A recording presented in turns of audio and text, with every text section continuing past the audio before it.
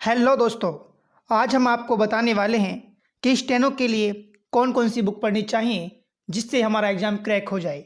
आपका यह सवाल काफ़ी दिनों से था कि स्टेनो के लिए कौन कौन सी बुक पढ़ें। तो आइए आज हम जानेंगे कि कौन कौन सी वो 3 बुक हैं जिनके माध्यम से हम स्टेनो एग्ज़ाम को क्रैक कर सकते हैं। तो आइए चलते हैं हम अपने वीडियो की तरफ। हमको जीए में या जीके में क्या पढ़ना चाहिए जिससे कि हम मिनिमम या मैक्सिमम स्कोर कर पाएँ। अधिकतर स्टूडेंट्स का स्कोर जो रहता है इसमें पढ़ने के बाद 20 से 25 ही रह जाता है। तो आखिर क्या ऐसा पढ़ें जिससे हम 35 प्लस लेके आए? क्या ऐसा पढ़ें जिससे हम 35 प्लस लेकर आएँ इस सब्जेक्ट में? तो उसके लिए मैं आपको 2 बुक बताऊंगा, वो बुक आपको पढ़नी होंगी। देखिए ये वीडियो मैं किसी भी बुक का प्रमोशन नहीं कर रहा हूँ, मैं अपने अनुभव के अनुसार इन बुकों को आपको बता रहा हूँ। राइट? तो देखिए जीके के लिए आपके लिए बुक है सामान्य ज्ञान लूसेंट। ये वह बुक है, किसी भी एग्जाम को आप दे लेना इसी से आता है। ये आपका बेसिक को कंप्लीट करती है। जब आपकी ये बुक कंप्लीट हो जाती है, आपका बेस मजबूत हो जाता है, तो एक बुक की और आवश्यकता पड़ती है और उस बुक का नाम है आपके सामने घटना चक्र। इसको हम कहते हैं प्रीवियस ईयर बुक। इसमें आपके सभी सेट अभी तक जितना भी एसएससी ने पूछा है वो क्वेश्चन इसमें दिए होते हैं। आप जब एक बार इस बुक को पढ़ेंगे तो आपको समझ आएगी कि क्वेश्चन कहाँ से पूछे जाते हैं और क्वेश्चन किस तरह के बनते हैं। अगर आप ये दोनों बुक कंप्लीट कर लेते हैं तो मैं आपको कह सकता हूँ कि आप 35 प्लस जा सकते हैं। देखिए बहुत से स्टूडेंट ऐसे भी होते हैं जो 40 प्लस भी कर जाते हैं। तो उनका जो नींव होती है, उनकी जो जड़ होती है बहुत मजबूत होती है और वो इन बुकों से ही होती है। अब आपका बहुत सा कमेंट्स आ रहा है कि हम करंट अफेयर्स कहाँ से पढ़ें। तो करंट अफेयर्स के लिए मैं आपको बताऊंगा कि करंट अफेयर्स कहाँ से पढ़नी है। मेरे दोस्त करंट अफेयर्स आप कभी डेली मत पढ़ो कि डेली पढ़े हैं 1-1 घंटे के करंट अफेयर्स लिखे हैं। अरे यार, आप जानते हैं एग्जाम का पैटर्न कि अगर पूछता है तो 3 महीने पहले से पूछ लेता है, नहीं तो 1 साल की भी नहीं पूछता। तो इसलिए जब भी आप करंट अफेयर्स पढ़ें टॉपिक वाइज ही पढ़ें। मैं आपको ये बात 1000 बार बता चुका हूँ कि करंट अफेयर्स को टॉपिक वाइज पढ़ना है। वो मैं बताता हूँ कैसे पढ़ना है। जैसे कि त्योहार हो गए, जो भी त्योहार मने हैं त्योहार हमने याद कर लिए, नियुक्तियाँ हमने याद कर ली, पुरस्कार हमने याद कर लिए। अरे हमें डेली पढ़ने की आवश्यकता नहीं, बस हमें टॉपिक वाइज यूट्यूब पे सब कुछ आपको मिल जाता है।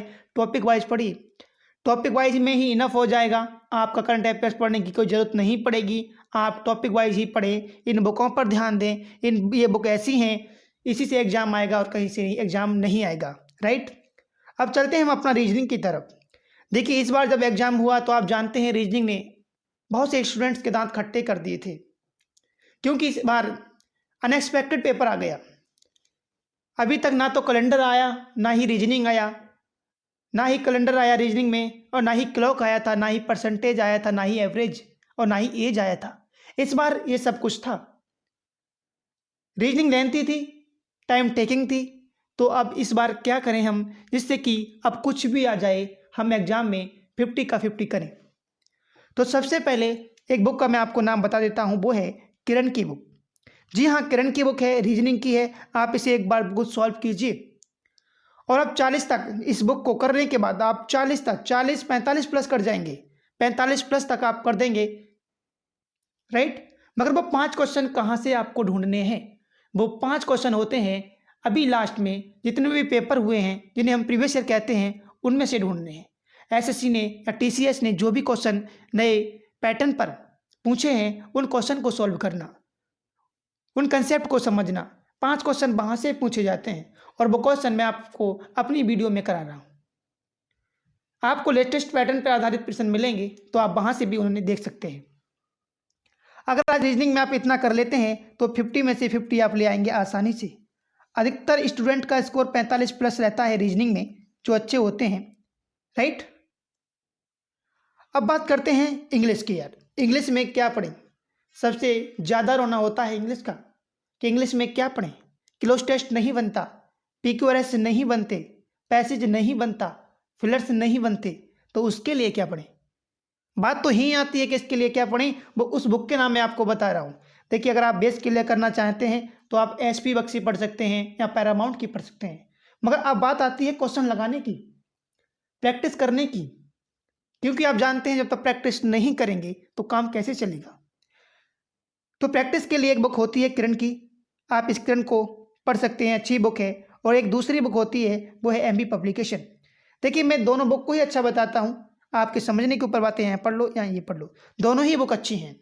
चाहे आप, अगर आपके पास ये वाली बुक है किरण की तो इससे पढ़ सकते हैं, अगर है आपके पास एमबी की तो आप एमबी से भी पढ़ सकते हैं। जो आपको समझ में आती है उससे पढ़ सकते हैं, दोनों बुक में अंतर नहीं है, दोनों एक सी ही बुक हैं, राइट। तो इंग्लिश को आपको यहाँ से कर लेना है। आप जब इनमें से कोई एक बुक कर लेंगे तो आप 80 तक पहुँच सकते हैं, 80 तक। अब आपको और मैक्सिमम स्कोर करना है तो आपको रीडिंग तो पढ़नी ही पड़ेगी। देखिए रीडिंग करनी पड़ेगी, कॉम्प्रिहेंशन को अगर स्ट्रांग बनाना है तो रीडिंग का आदत डाल लो। Reading, cloze test, PQRS, passage अधिकतर लोगों का यहाँ वीक होता है। अगर आप रीडिंग की आदत डालेंगे तो ये पार्ट आपका स्ट्रांग होगा और मैक्सिमम स्कोर आप कर पाएंगे, राइट। डेली आप एक ऐसे रूटीन बनाइए कि हम डेली 2 क्लोज टेस्ट करेंगे, 2 पैसेज करेंगे और 2-3 PQRS करेंगे। जिसे हम डेली करेंगे तो इन्हें करने की हमें आदत हो जाएगी। हम करते क्या हैं, मेहमानों की तरह जाते हैं एग्जाम देने, और जब PQRS क्लोज टेस्ट आता है बड़ा बड़ा तो हम डर जाते हैं। अगर हम इन्हें रेगुलर करेंगे ना, अगर हम इन्हें रेगुलर करेंगे तो डर नहीं लगेगा, चाहे कितना बड़ा भी PQRS आ जाए, कितना बड़ा भी पैसेज आ जाए या कितना बड़ा भी क्लोज टेस्ट आ जाए, उन्हें आप आसानी से कर जाएंगे, राइट। तो इंग्लिश के लिए आपको इतना ही है, इंग्लिश आप ही से पढ़ना। अगर वीडियो पसंद आई हो तो लाइक करना, शेयर करना और कमेंट्स बॉक्स में ज़रूर बताना वीडियो कैसी लगी। अगर आपका कोई अनमोल सुझाव है तो हमें दीजिए, हमें बताइए। नेक्स्ट वीडियो आप किस टॉपिक पर चाहते हैं ये भी बताइए, हम उस पर भी आपके लिए वीडियो लेके आएंगे। मिलेंगे नेक्स्ट वीडियो में। Thanks for watching.